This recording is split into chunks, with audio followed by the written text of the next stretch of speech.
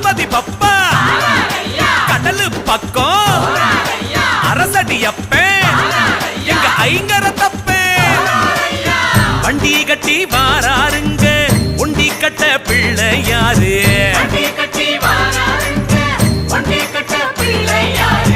அண்டா பயிறு குலுக்குது வாரு அப்பங்கணபதிக்கு அதுல அண்டமெல்லாம் அடக்கி வச்சான முகசாமி